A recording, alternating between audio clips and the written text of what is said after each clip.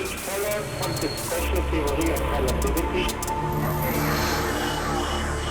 vida en Marte. Hemos hablado de las enfermedades.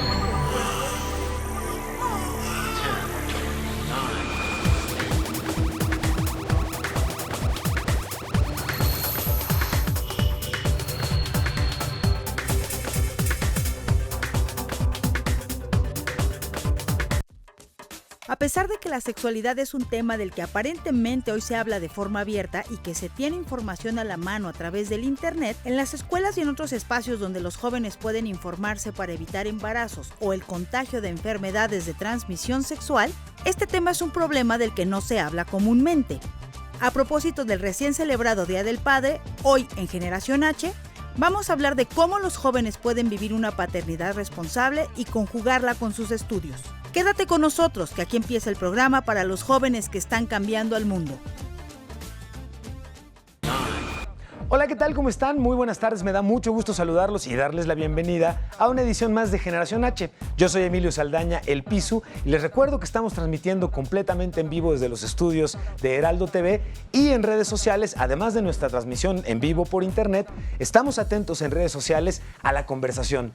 ¿Qué temas quieren ver ustedes aquí? ¿A quiénes debemos invitar? Y por supuesto, en el caso de nuestro programa del día de hoy, nos interesa mucho conocer sus opiniones. Para ustedes es finalmente el esfuerzo del programa, y recordemos que en Generación H hacemos un ejercicio en el cual nos planteamos y analizamos cuáles pueden ser las soluciones a los retos que tiene nuestro país, el planeta, pero desde una perspectiva en donde no estemos acotados por el siempre se ha hecho así o el nunca se había hecho así. Y el caso particular del tema que tenemos el día de hoy me parece muy relevante porque, como yo, estoy seguro que se van a llevar sorpresas muy interesantes, y la primera y muy grata es darle la bienvenida a nuestros invitados. Muchísimas gracias y muy buenas tardes. Gracias por acompañarnos. ¿Me pueden regalar, por favor, su nombre y de qué institución nos acompañan? Sí, como no, yo soy Dafne Díaz, trabajo en la Secretaría de Educación Pública en la Subdirección de Educación Básica para Adultos y además soy directora de la AC Educando y Creando. Muchísimas gracias, Dafne, bienvenida. Muy buenas tardes. Hola, ¿qué tal? Yo me llamo Rodrigo, soy historiador egresado de la FES Acatlán y actualmente me desempeño como docente y trabajo en un archivo privado. Excelente, Rodrigo. Muchísimas gracias y gracias por acompañarnos a los dos. El tema es un tema muy interesante porque nos presenta el reto de entender cómo el estudiar no necesariamente sea el final o el mayor reto que tengamos que enfrentar en términos de la paternidad. ¿Cómo enfrentan hoy los estudiantes que se ven o sorprendidos por el reto de la paternidad, o viceversa, el que la paternidad en un momento dado a veces hasta empuje el deseo de continuar estudiando? ¿Y cómo lograr esto? ¿Existe hoy en México conciencia respecto a este tema? ¿Qué tanto lo enfrentamos? Yo creo que no existe mucha conciencia, ¿no? Es más, yo creo que no tiene ni siquiera que ver con la educación académica que reciben los jóvenes. Correcto, ¿no? correcto. O sea, no hay una conciencia de paternidad y juventud. Entonces lo que sucede es que te embarazas a los 16, 18, 20, 22, 24, o sea, en el periodo donde te estás formando académicamente. Sí. Y a veces no tienen apoyo de nadie. O sea, no, la familia no aporta, no ayuda, yo no te lo cuido, tú vete. Entonces, sí, lo que va sucediendo es que ellos se empiezan a aislar y uno de los dos deja de estudiar, como en la espera de que tú te prepares mientras nos equilibramos económicamente. Sí. O de plano hay uno que abandona, ¿no? Y decía hace poco que la tendencia va hacia que la mamá sea la que abandona.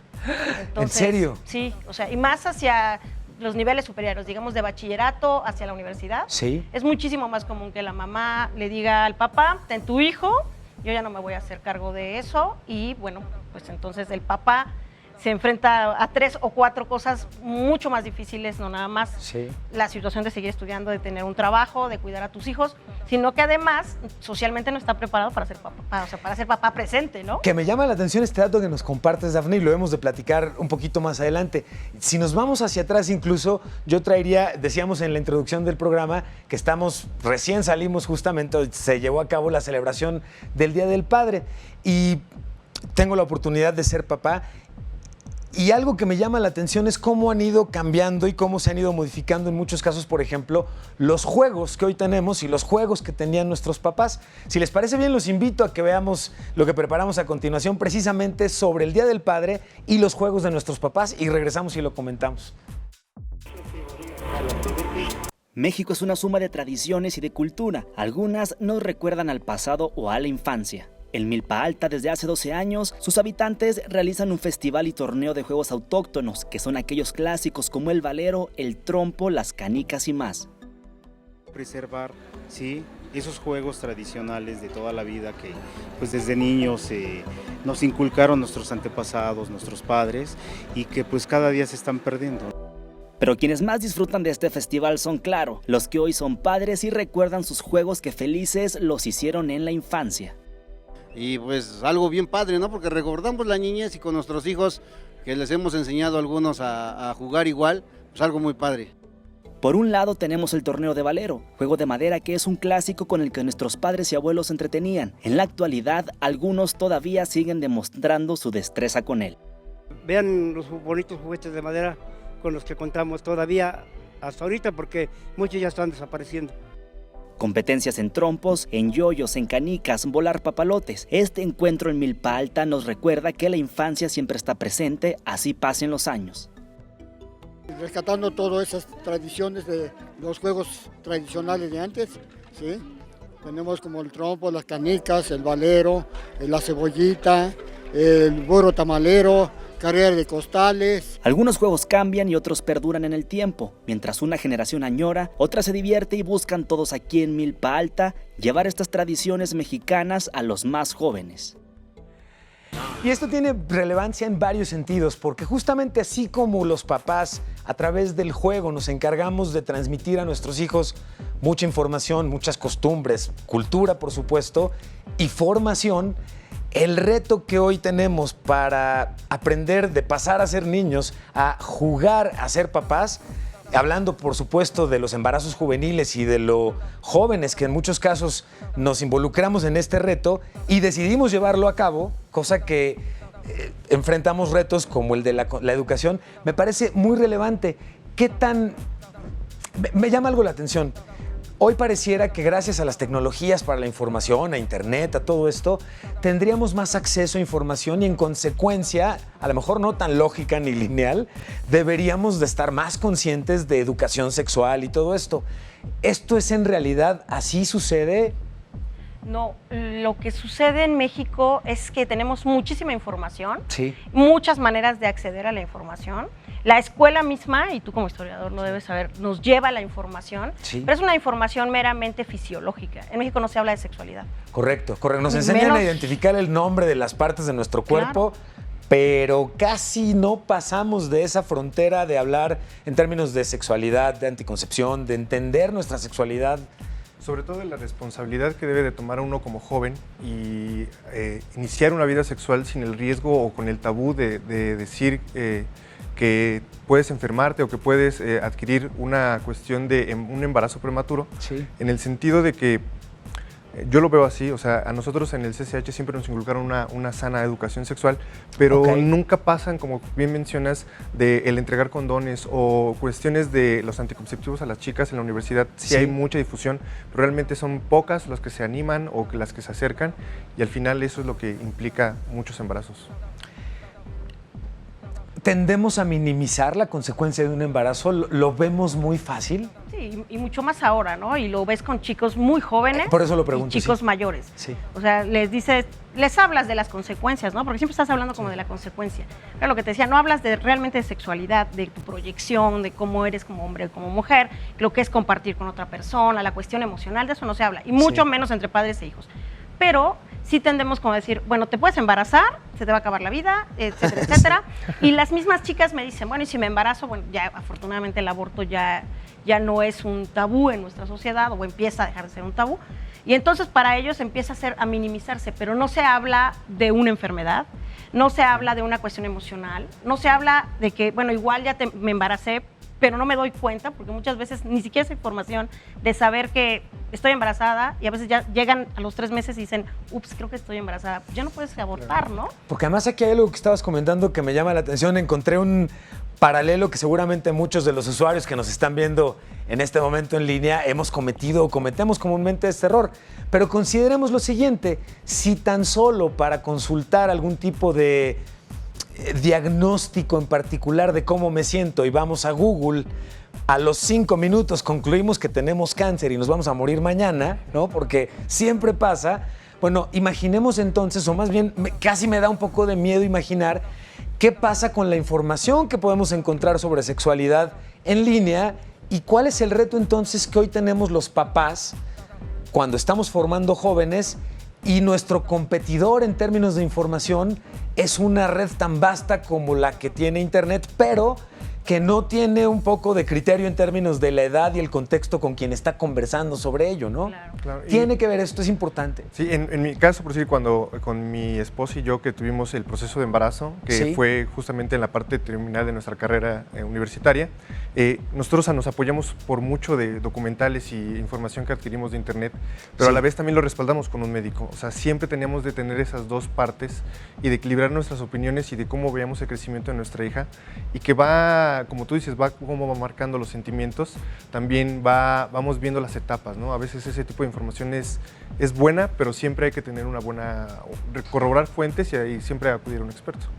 Y es por eso que es tan relevante en nuestro caso y en el programa que estamos haciendo el día de hoy, la oportunidad justamente de tener a personas expertas en el tema, tanto quienes lo estudian y acercan a jóvenes a la sexualidad, como en el caso particular de quien hoy vive la experiencia justamente del proceso educativo acompañado del proceso de la paternidad, con todo lo que ello implica. Yo lo respeto, o sea, respeto mucho que esto suceda y me encanta poder platicar del tema. Hoy yo soy papá y yo en su momento me quejaba amablemente, como me parece que nos pasa a todos los papás en algún momento, decir, oigan, aquí hay muchas cosas en términos del tiempo, del cansancio, de la dedicación, de lo absorbente que resulta, que no venían en el folletito, no sean gachos, ¿no?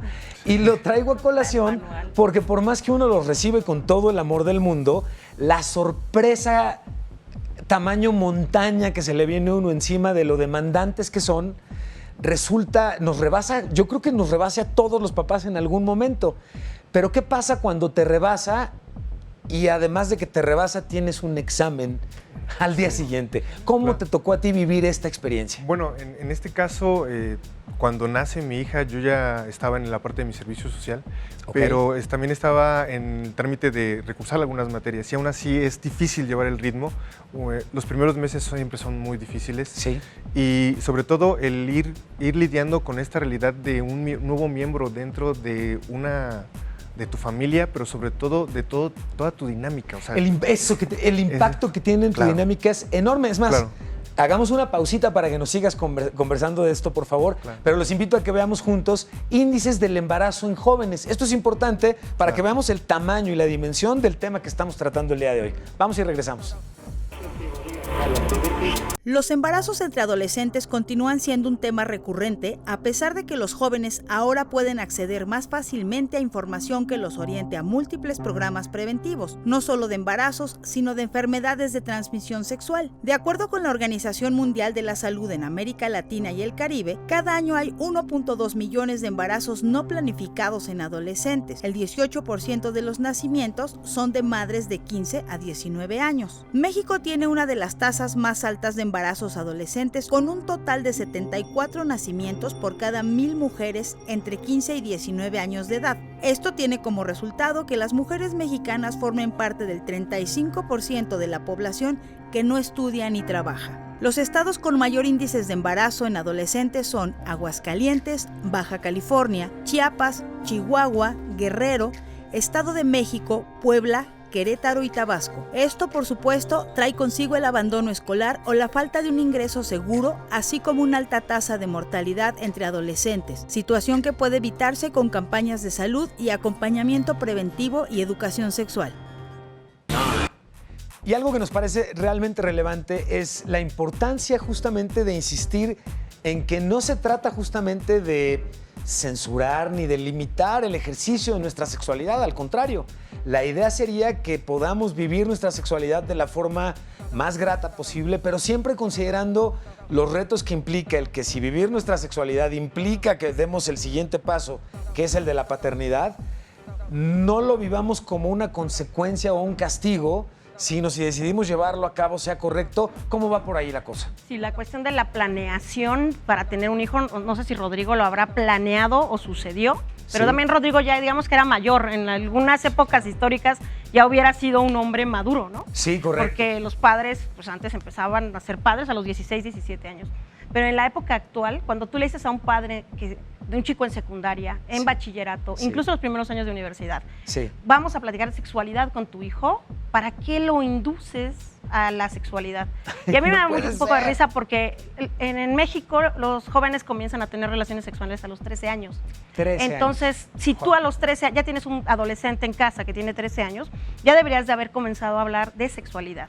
Que tú no toques en tu casa el tema de sexualidad con alguien que tiene 13 años, al único que está excluyendo es a ti mismo, porque esa persona de 13 años trae el tema de la sexualidad a flor de piel. Porque lo tienen las hormonas. Entonces, si tú le dices claramente al joven, o sea, no nada más hablar, decíamos fisiológicamente, no nada más el papá decirle, ten el condón, pero ¿cómo se pone? ¿Pero en qué ocasiones, no? Y perdemos las virginidades en los portales oscuros, todavía en el carro del papá con la palanca picándote la espalda. Y entonces, ¿cuándo me lo pongo? ¿Cuando acabo?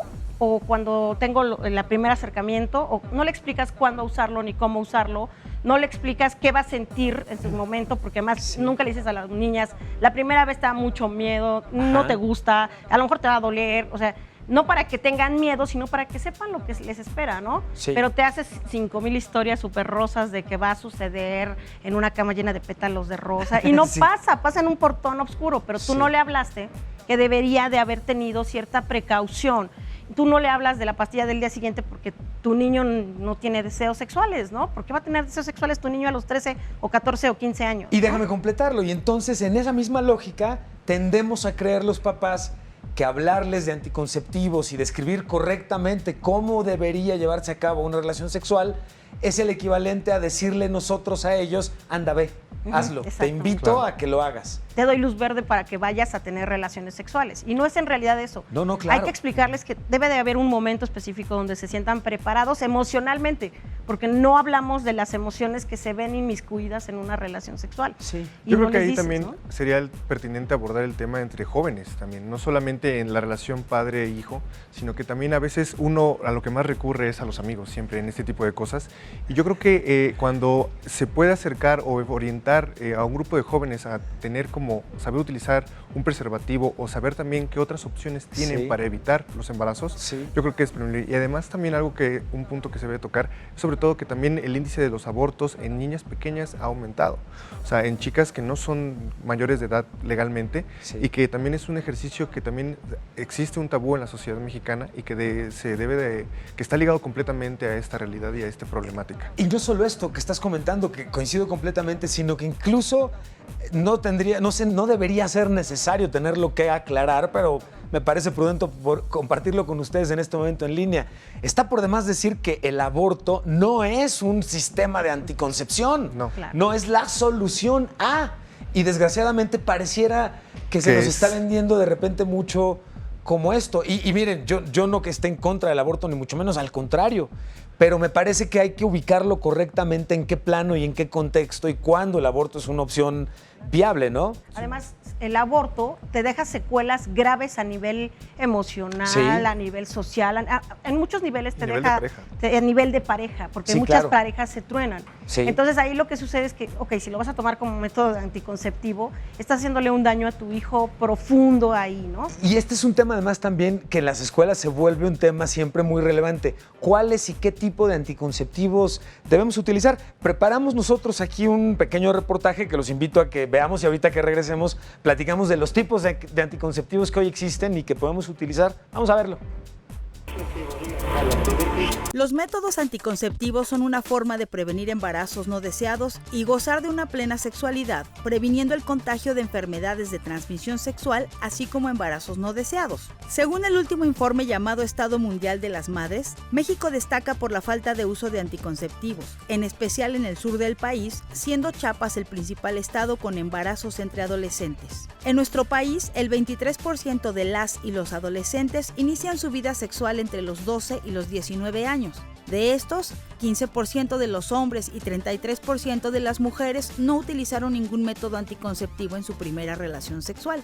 El anticonceptivo que más se usa es el condón, seguido de otros métodos como la píldora del día siguiente, que al ser menos conocidos, su uso no es tan frecuente. Ante la ausencia de métodos anticonceptivos, de acuerdo con los datos de InMujeres, aproximadamente ocurren al año 340,000 nacimientos en mujeres menores de 19 años. La ausencia de uso de métodos anticonceptivos puede estar mediado por muchos factores, pero una correcta educación sexual puede prever situaciones en que, además de no ser deseadas, cambian la vida de los jóvenes sin importar su género. Y justamente este es el tipo de temas en los que me gusta poder platicar de ellos porque queda claro como nunca que es la información, el acceso a la información, el compartir la información, el conversar, convivir con nuestra familia y entender de esto, muchas veces el mejor de los principales remedios para poder evitar en un momento dado situaciones que al final del día nos van a cambiar por completo nuestras vidas y que de haber tenido un poquito más de información antes, no necesariamente no habríamos llegado a ello, pero si decidimos llegar a ello, la perspectiva, incluso hasta el estómago con el que se toman ese tipo de decisiones y se digieren, es completamente distinto. En tu caso, ¿cuáles fueron los retos con los que te encontraste una vez que ya estabas dentro de esta decisión, que te costaron trabajo? Claro, no, al principio es una incertidumbre clara, no sabes qué vas a afrontar, uno nunca tuvo una gran conversación o no hay un manual, una guía para padres correcta, y conforme va creciendo tu hijo, el bebé, y vas recurriendo a la información en internet, vas creando un lazo empático, realmente el momento crucial en el que ves cuando lo observas recién nacido, y a partir de ahí en mi caso, en mi experiencia, hubo un momento en el que cambió completamente la dinámica y ya no piensas uno, porque a veces eso es un rasgo de la sociedad. Gente de mucha de mi edad y de esta generación también planean para no tener hijos, y pues en nuestro caso no fue algo que hubiéramos planeado, pero sí que decidimos afrontar, y que ahorita ha sido uno de los regalos más grandes que tenemos en la vida, el ser padre, que no solamente te afronta a ver las capacidades que tienes, sino a descubrir otra realidad y además a descubrir de lo que eres capaz de quitarte vergüenzas, estigmas, tabús, y es algo que, bueno, ahorita mi hija tiene 1 año y medio, entonces, pero que uno tiene que ir digiriendo ya a futuro, a visión, también ya no estás pensando solamente en el día a día, sino en qué hay y qué vas a hacer para que tu hija tenga una vida buena y bien educada, bien guiada. Dafne, ¿cómo reciben los jóvenes hoy el tema de los anticonceptivos? ¿Lo entendemos correctamente? No, ¿cuál es la tendencia que tú puedes observar ahí? Sobre todo los más jóvenes, ahora que decías que tenían como que intercambiar información entre ellos. Sí. A mí a veces me da miedo la información que comparten porque es como la mitología, les digo, no es el mito de la sexualidad. No, somos expertos en mitología, ¿no? Sí. Entonces, alguien le dice al otro que si te pones una Coca-Cola después de la eyaculación ya no vas a tener hijos, y luego si te pones de cabeza o bailas la danza de la lluvia, o sea, unos mitos sorprendentes, ¿no? Y cuando vamos avanzando, tú podrías pensar, bueno, obviamente un chico de secundaria, pues no tiene a lo mejor tanta información, pero un chico de universidad que no sabe cómo se pone un condón, que no sabe que para sexo oral se tiene que utilizar un condón, es algo muy sorprendente, porque la información, como dices, está a la mano de todos. Es más, tú vas a cualquier centro de salud y pides condones y te los regalan. Tú vas a cualquier centro de salud y le dices, póngame la inyección, y te la regalan, porque estamos en una situación de prevención. Pero ellos no saben ni toda la gama de oportunidades que tienen, no conocen ni siquiera los de nueva generación, ya no hay los de nueva generación, no conocen ni siquiera las pastillas, las inyecciones, que hay una inyección que te puedes poner y te dura 3 años, que hay un implante, no tienen ni idea, los propios padres no tienen ni idea, porque no quieren informarse para no tener que platicar de este tema con los hijos, y muchas veces me lo dicen como maestro, es que es tu responsabilidad como escuela darles esa información, ¿no? Pero no los induzcas. Darles la información, pero no los induzcas, ¿no? Pero además me parece que los dejamos a los jóvenes, incluso al no compartir y afrontar esta información juntos, incluso dejamos toda la parte divertida de tu sexualidad, de disfrutarla correctamente, bien atendida, porque hoy incluso la variedad de texturas, de sabores, ¿no? Es realmente amplia, y si a esto le acompañáramos un correcto acercamiento a nuestra sexualidad, pues la posibilidad de vivirla plenamente, sin que tengamos una sorpresa no esperada, porque aquí el problema o el punto me parece no es tanto el quedar embarazado. Hoy, quienes lo hemos vivido así, lo disfrutamos muchísimo. El punto es que quedar embarazado lo hayas determinado en conjunto, no te tome por sorpresa, y si te tomara por sorpresa, sea una de estas sorpresas que en su momento pusiste sobre la mesa. No puede ser este regalito que la vida me dio, que la vida nos dio, y a ver cómo reaccionamos a ello. ¿Cómo le damos bienvenida a estas bendiciones, ¿no? En ese sentido. Y ¿cuáles serían hoy los retos? Porque veo varias cosas. Veo que por un lado hay mucha información, esa está ahí. Por otro lado, hay muy poca comunicación entre los papás y los hijos para poder transportar esta información y convertirla en conocimiento de valor. Y por otro lado, están las escuelas y los maestros que, aunque tienen información y tienen a los alumnos de cerca, no tienen la responsabilidad en términos de la formación en ese sentido. ¿Cuál es el reto que enfrentamos entonces, Dafne? Pues yo creo que como sociedad nos tenemos que educar. O sea, no nada más la sociedad viéndonos desde esta parte urbana, que tenemos muchísima información y centros de salud a la mano, sino viéndolo a nivel nacional. Nos tenemos que educar en sexualidad, porque no sabemos qué es sexualidad. Pensamos sexualidad y automáticamente nos vamos a una situación coital. No hablamos de que la sexualidad es cómo nos proyectamos, cómo vestimos, cómo nos gusta adornarnos, que nos sentimos a gusto de ser hombres o mujeres, o incluso de ser un transgénero, de ser una persona gay. O sea, no hablamos de esas cosas, porque está mal visto, ¿no? Acuérdate de aquello que decían las abuelitas, de que en la mesa no se debe hablar ni de religión, ni de sexo, ni de moral, ni de política, ¿no? Entonces, no hables de sexo, y hablar de sexo con tus papás. Bueno, yo hace poco dimos una charla con universitarios justamente de sexualidad, y yo les decía, imagen número 1, su papá, su mamá teniendo sexo. Hubo chicas que lloraban, o sea, lloraron, así se salieron y se pusieron a llorar. Y les dije, bueno, no quiero ser impactante ni violenta, pero ¿cómo llegaste al mundo? ¿En un repollo te trajo la cigüeña o cómo fue, no? No, es que mis papás no pueden hacer eso. La cigüeña, o sea, no. Porque además yo no me puedo imaginar que mis padres también tengan sexualidad o tengan vida conyugal. No me lo puedo imaginar. Porque como sociedad no estamos haciendo nada para abrirnos y quitarnos prejuicios, tabús y solamente hablar de información. O sea, porque lo que hacemos con ellos es hablar de informarse. Tú debes buscar la información que quieres. Mira, yo te traigo lo básico, pero la sexualidad es mucho más que tener relaciones. También tiene que ver con el amor hacia uno mismo, el cariño físico que se da a uno también. Sí, claro. Tiene que ver con muchísimas cosas. Yo creo que los padres también tenían que forjar lazos de empatía, sobre todo, y de saber de crearle confianza para que los hijos puedan expresar sus sentimientos, que es algo completamente ligado a la sexualidad. O sea, los gustos, sentimientos, y que sobre todo eso va a forjar identidades, ¿no? Ya sea el género o la atracción sexual que uno tenga. Claro.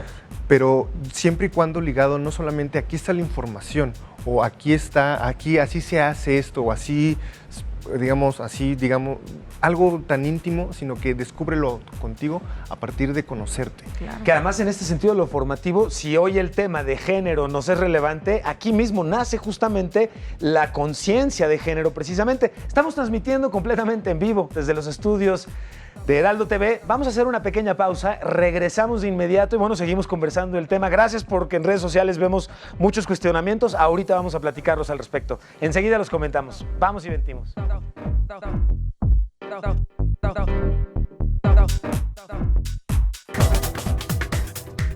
Regresamos. Continuamos. Hablábamos justamente de la importancia que tiene, incluso en términos de género, de equidad, de igualdad, de entender y entendernos entre géneros, la importancia de la educación sexual y de que mientras más jóvenes tengamos la oportunidad de con nuestros papás tener una guía en términos justamente de qué es la sexualidad y cómo vivir nuestra sexualidad de una manera sana, divertida, que se disfrute y que el amor sea uno de los acompañantes de nuestra vida sexual, pero no es incluso ni el fin último ni el primero, sino es una de las etapas en las que podemos crecer como personas, y dentro de estas etapas el amor probablemente sea lo que nos acompaña a decidir embarazarnos, pero no necesariamente siempre está el amor como el ingrediente principal para que nos embaracemos. Y estábamos comentando justo ahorita que estábamos por regresar con ustedes aquí, cómo es que reaccionamos muchas veces, y como papás nuestra reacción en la mayoría de los casos es como de mantener o preservar el tabú. Lo curioso es que cuando platicamos entre papás, la mayoría externamos nuestra inquietud porque no, estos temas no sean papás. Tenemos un datito por ahí del índice de embarazo en la adolescencia que tenemos en zonas urbanas y me gustaría que lo comentáramos por lo relevante que implica esto. Pareciera que en estratos socioeconómicos bajos, pero en zonas urbanas, hay cada vez más información y eso no necesariamente implica que estemos evitando o reduciendo la tasa de embarazos. Estamos viendo, por ejemplo, en el caso de hombres, el inicio de la vida sexual, que ya nos comentabas muy atinadamente, es de los 15 a los 19 años, un 44%, el 36.5% iniciaron a los 15 años y 6% de los hombres reportó conocimiento de que alguna de sus parejas había estado embarazada. Esto en el caso de los hombres. En el caso de las mujeres, el inicio de la vida sexual es de entre los 13, 15 a los 19, estamos hablando del 26%. Iniciaron a los 15 años el 9.7% y el 9.7% de las adolescentes que asisten a escuelas de educación media superior en zonas urbanas nos declararon haber estado alguna vez embarazadas. Que este dato en particular me deja frío por lo que estábamos comentando. No puede ser que el aborto sea considerado un anticonceptivo. Si el chiste sería jamás llegar a tener que concluir en un aborto, o sea, claro.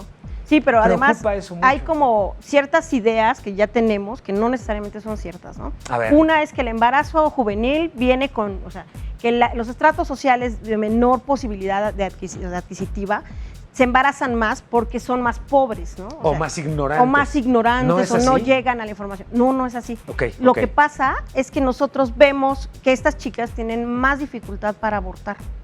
Entonces, no se junta el dinero, no se hacen una prueba de embarazo, porque no tienen el dinero para hacerse una prueba de embarazo. En los casos en que la familia tiene una posición económica desahogada, ni siquiera te enteraste que sucedió, ya pasó, ya listo, se solucionó. Sí, entonces los chicos ni siquiera llegan a hablar con los papás de estamos embarazados, ¿qué vamos a hacer? Sino que ellos mismos compran una prueba de embarazo, se hacen una prueba de embarazo, van a un laboratorio y luego van a una clínica y se hacen un embarazo. Ni siquiera es caro el aborto, porque hay abortos gratuitos, o sea, te hacen un estudio socioeconómico y puede ser incluso, te hablo de que puede costar 500 pesos un aborto. Bien atendido en condiciones médicas en una clínica seguras. médica segura. Pero la cuestión es que los chicos no tienen esa información y entonces ellos pues se tardan mucho, no hacen esa prueba de embarazo y entonces obviamente pues nacen los bebés, ¿no? Y tienes bebés de niños de 15, de 16, de 18, de 20.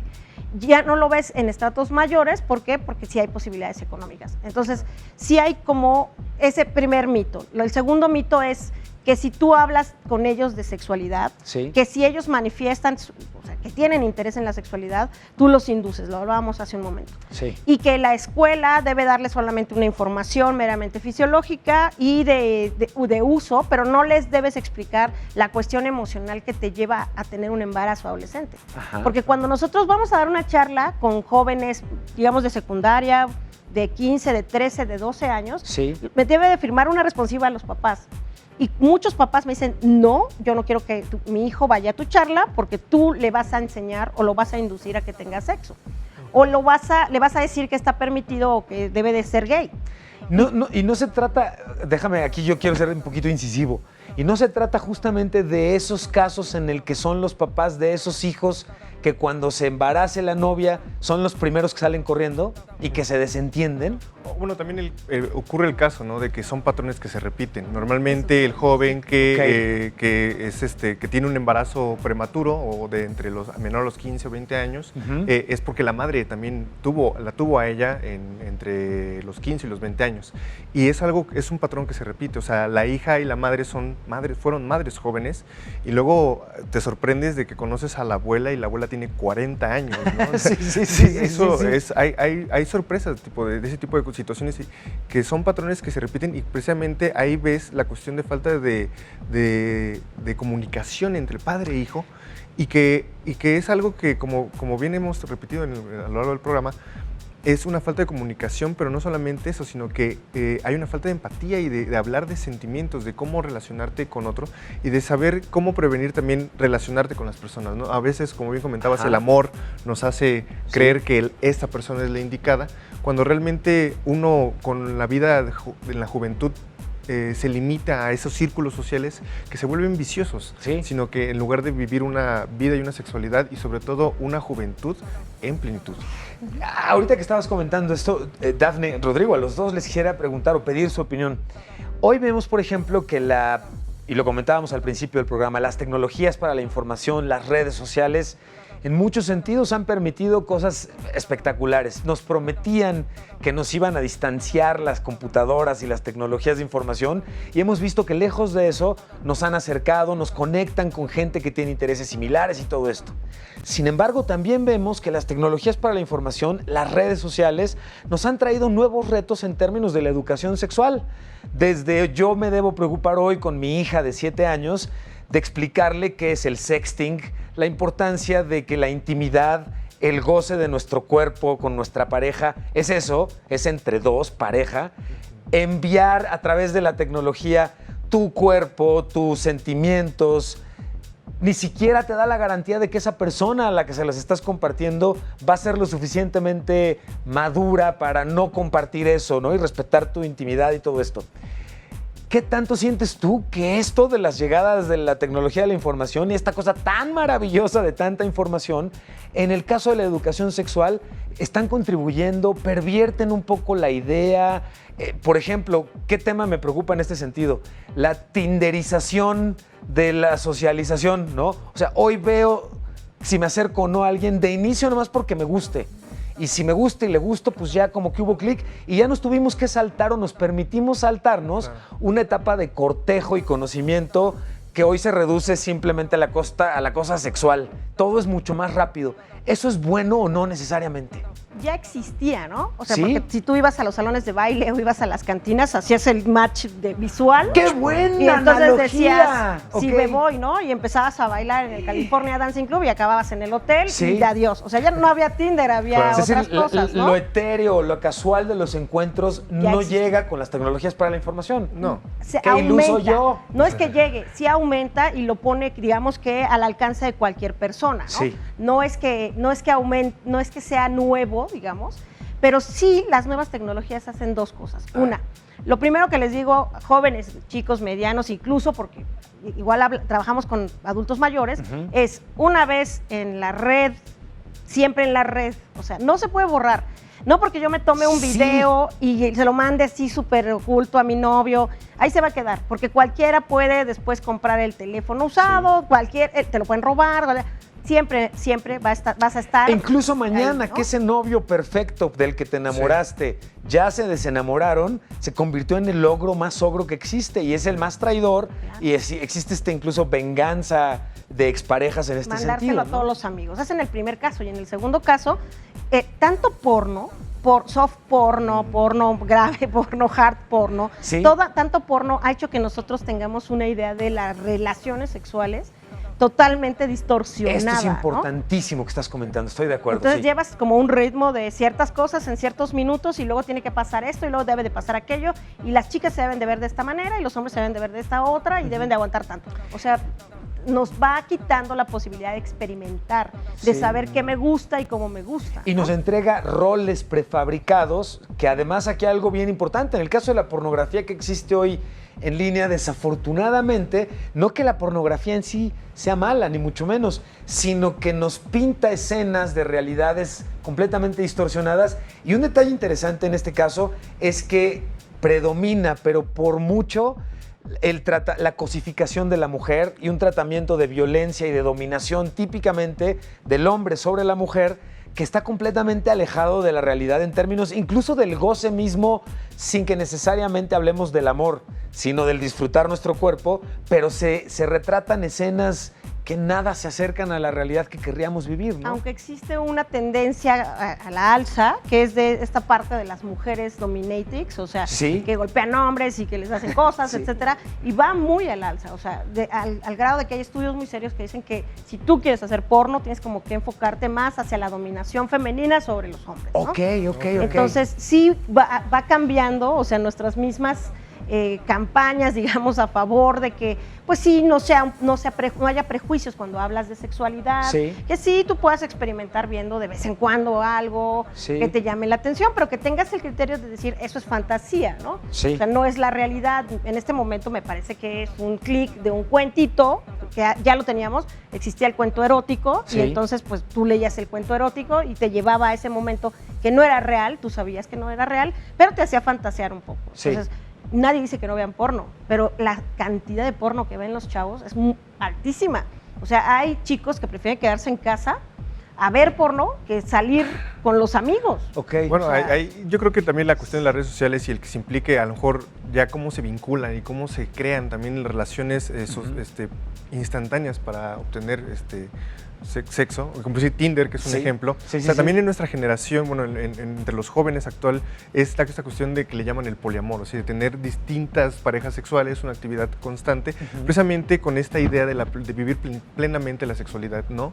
De tratar y que es algo que se ha generado en países de primer mundo, en el cual existen parejas con múltiples personas, pero aquí en México todavía está mucho la cuestión moral, la cuestión de la fidelidad o la cuestión de la que todavía estos jóvenes también quieren vivir una sexualidad plena, conocer muchísimas personas y siempre y cuando evitando también la paternidad, porque eso es algo que es una tendencia actual entre los jóvenes, el no querer tener hijos, el querer de plano recurrir a métodos médicos para garantizar que no se conciba, para seguir esta tendencia no solamente ligado a la pornografía, sino también a una cuestión que puede estar ligado también al crimen organizado, porque también eso es algo que ocurre en redes sociales, ¿no? Cómo se involucra la gente en este tipo con desconocidos y a veces no sabemos hasta dónde llega, pero que en el ejercicio y que en muchos casos pues es lo que hace vivir la nueva generación una sexualidad más abierta.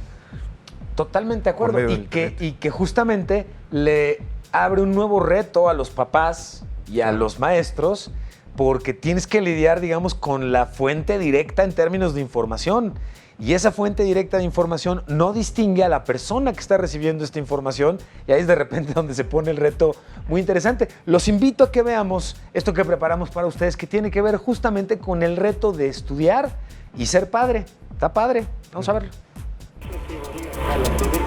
La llegada de un bebé inevitablemente modifica la forma de vida de los padres, especialmente cuando se trata de jóvenes. El InMujeres explica que el embarazo en las y los adolescentes afecta negativamente la salud, la permanencia en la escuela, los ingresos económicos, el acceso a oportunidades recreativas, sociales y laborales especializadas y de calidad y el desarrollo humano. Además del embarazo, tener relaciones sexuales sin protección implica un riesgo permanente de adquirir una infección de transmisión sexual. Para la Comisión Económica para América Latina y el Caribe, la mayoría de los jóvenes son obligados a dejar sus estudios cuando son padres. Esto, por supuesto, limita su desarrollo profesional y su progreso económico. En México, el Instituto Nacional de Estadística destaca que uno de los motivos frecuentes por los que los jóvenes de educación media superior dejan de asistir a la escuela es por embarazos no deseados. Ante el problema del desempleo y el abandono escolar, fueron implementadas estrategias por parte de la Secretaría de Educación Pública. Lamentablemente, no han tenido éxito, ya que los indicadores muestran un 22% de efectividad.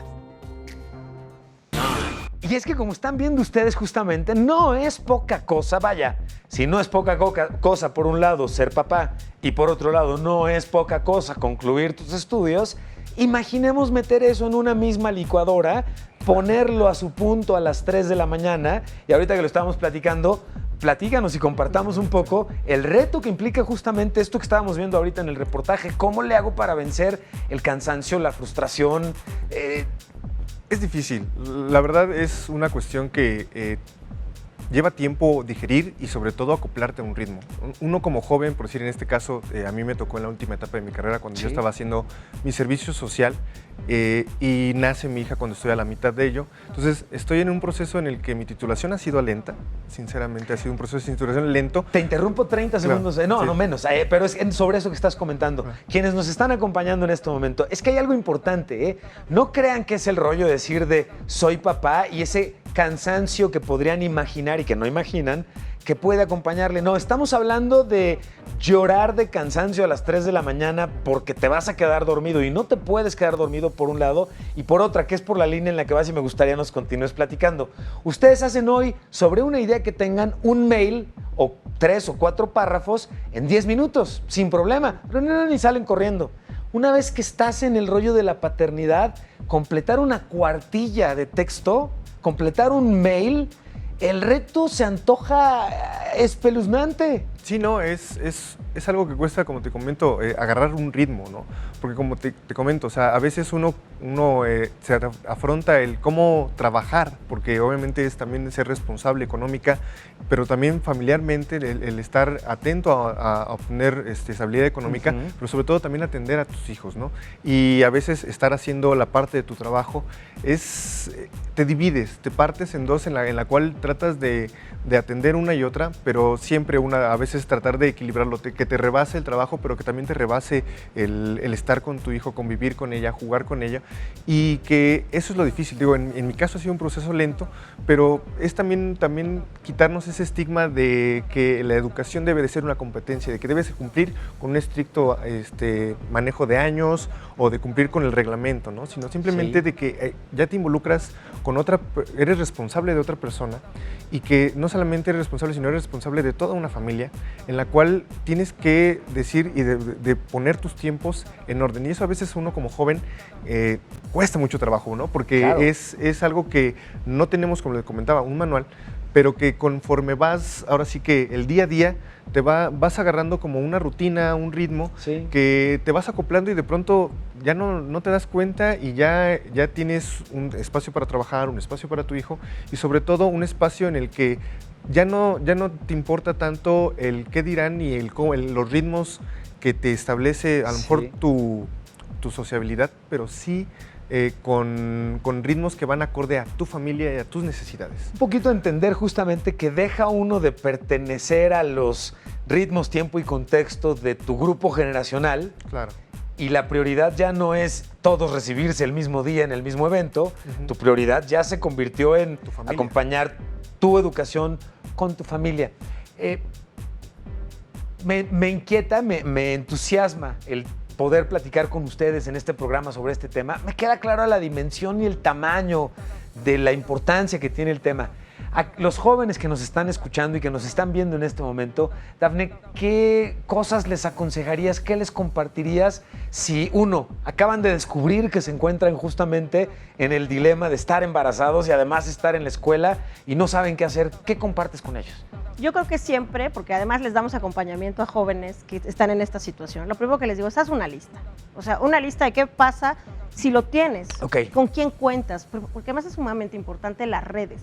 A veces no necesariamente es tu familia, a veces son tus amigos, los vecinos, la señora viejita que vive a 2 casas, que te va acompañando, que puede ir con ella a los médicos.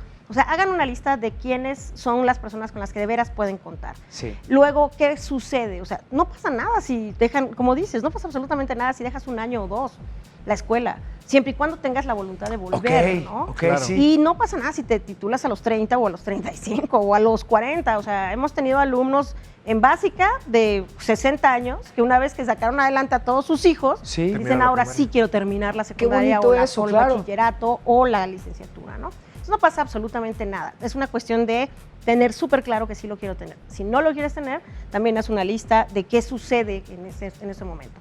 ¿Qué va a pasar? Necesitas dinero, vas a necesitar acompañamiento psicológico, debes tener listo ese acompañamiento psicológico, no nada más para el momento del aborto, sino para después. Debes entender que eso trae también consecuencias emocionales y buscar acompañamiento emocional. Entonces, ambas cosas se valen, nadie tiene derecho a juzgarte sobre todo eso. La decisión que tú tomas, la tomas por ti, para tu vida futura y para tu vida presente. Sí. Nadie tiene derecho a juzgarte porque abortaste, porque lo tuviste, si estabas muy joven, porque no te debemos caer ante ningún tipo de presión, ya sea por tenerlo o por abortarlo. Exacto, debe de ser súper conscientes, con la cabeza bien fría, que es súper difícil porque las niñas lloran y lloran y lloran y lloran y obvio tienen miedo. hombres y mujeres tenemos miedo en la paternidad, ¿no? ¿Cuáles son las instancias a las que yo me podría acercar si me encuentro en una circunstancia en la que no sepa en realidad a quién recurrir, si siento que mis papás, en lugar de, lejos de apoyarme, se me va a hacer más grande la bronca, mi pareja, no estoy completamente seguro de que va a estar o no conmigo en esto? ¿Con quiénes nos podemos acercar? Hay muchas asociaciones civiles que nos dedicamos a apoyar, pero además en el DIF hay un grupo especializado de mujeres que tratan a mujeres y de hombres ahora, porque la paternidad responsable ya llegó con los papás Me también. da gusto saber que eso esté creciendo. Claro. Y hay un grupo de psicólogos en el DIF que atiende las situaciones con los hombres, hablando desde la paternidad y la paternidad presente. La UNAM tiene un grupo de apoyo psicológico muy bueno, que es totalmente gratuito. Muchos de los centros de los centros de aborto, o sea, de las clínicas que lo ofrecen, te ofrecen también el acompañamiento psicológico. Dijiste paternidad presente, ¿qué quiere decir? Quiere decir que antes, la época en la que nosotros tuvimos a nuestros papás, que amamos y adoramos, el papá se iba a trabajar y era como, si te portas mal te voy a acusar con tu papá, Rodrigo. Sí. Entonces era como el papá, la figura de autoridad, pero el papá llegaba y todos nos callábamos porque el papá tenía que dormir porque era el proveedor. Sí, Entonces, si es que lo veíamos y no nos habíamos ido a dormir ya antes. te habías ido a dormir y llegaba, te daba un beso. El sábado no le hagan mucho ruido y el domingo tiene derecho a ver el fútbol. Sí. Y era como, quiero jugar con mi papá, pero le quiero decir, le quiero platicar, pero no me hay que atrevo, respetarle el tiempo y tal. ¡Ay, qué increíble, y qué ahora interesante! ya no, ¿no? Ahora Rodrigo tiene que estar escribiendo la tesis y papá, ahí al lado, y la niña hablándole y él escribiendo y, bueno, ¿qué pasó, no? Bueno, estas nuevas paternidades, te invito a que veamos justamente este track que tenemos al respecto y regresamos para seguirlo comentando porque está súper interesante. Vamos y venimos.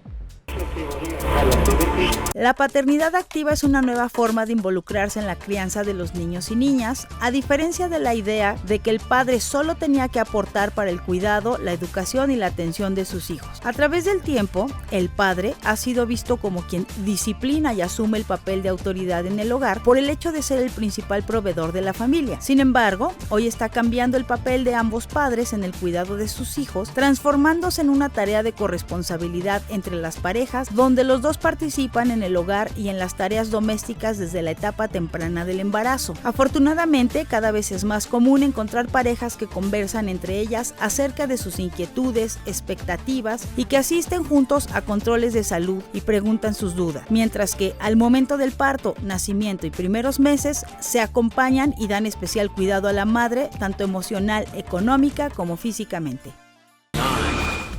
Comentaba, obviamente con buen ánimo, que a mí me da mucho gusto estar muy involucrado, en mi caso particular, con mis hijos, pero no entendía correctamente que yo soy parte hoy de esta paternidad presente. Está creciendo, vemos que hay un cambio de verdad en nuestra sociedad, porque si me asomo hoy en redes sociales, pareciera que lo que hay son más bien movimientos en términos de la mujer, su empoderamiento y todo esto. En realidad sí también hay un efecto en el que los papás nos estamos empezando a acercar de manera más responsable a estos temas, Dafne. Sí, o sea, la época actual ya tiene muchos padres, o sea, que están muy cerca de sus hijos e hijas, ¿eh? Porque antes era como, tú eres el hombre, te haces cargo del niño, claro, y ahora ya tú tienes una niña, entonces yo tengo una niña. es mucha Yo la igual, cercanía también con las niñas. Sí. Pero además de eso, hay muchas asociaciones de padres que lamentablemente a nivel legal todavía le dan preferencia a las madres para las custodias, para el tiempo, para que vivan con ellos cuando los padres se separan. Entonces, hay muchos movimientos donde los padres dicen, es que yo creo que yo podría cuidar mejor, yo era quien cuidaba a mi hijo, yo era quien lo dormía, le daba de comer, lo bañaba, su mamá se iba a trabajar todo el día. Sí. Y entonces hay muchos movimientos ahora de padres que están pidiendo que se les respete el derecho de ser padres, que se les respete el derecho de dormir a sus hijos, de bañarlos y de no ser nada más la figura de autoridad, de no ser esta figura de, bueno, va a venir tu papá y te va a regañar, que claro. sí es una figura de autoridad igual que la madre, pero la cuestión es que los dejen involucrarse en todas las decisiones es algo de que ellos, ocurre, ¿no? Es algo que ocurre en ese sentido. Pues, sí, yo le dedico tiempo, gran tiempo en la mañana y yo soy el encargado de darle de cenar y de entretenerla durante la noche, que es también la parte en la que trabajo y que es ese gran reto, ¿no? Entre trabajar y atender, jugar un poco con tu hijo, dedicarle 15 minutos. Es realmente, esos 15 minutos para el niño son vitales porque con ellos creas lazos, lazos de empatía, y sobre todo los niños saben en qué horario acercarse a sus y lo padres. espectacular de verdad irnos involucrando e irnos acercando. Yo les quiero agradecer de verdad mucho la oportunidad de acompañarnos, de compartir con nuestra audiencia estos temas y de comprometerlos a tenerlos nuevamente en el programa, porque estos son temas que, como vemos, están cada día más presentes. Y los quiero invitar a que hagamos un ritual que ya tenemos establecido en el programa para sacarnos una selfie. Déjenme, me paso acá con ustedes. Nos sacamos una selfie que vamos a compartir en las redes sociales, por supuesto, de Heraldo TV. Ahí estamos, eso es todo. Eso es todo. Y con esta selfie que estaba tomando yo ya de video, como bromilla, listo. Con esta selfie le recordamos a toda nuestra audiencia que estamos todos los días aquí en Heraldo TV, por supuesto, y nos vemos en el siguiente capítulo de Generación H. Gracias por acompañarnos y gracias a ustedes. Excelente programa y muchas gracias. Muchas gracias. Dafne, muchas gracias. Les agradezco muchísimo. Qué buen tema. Increíble, increíble tema. Pero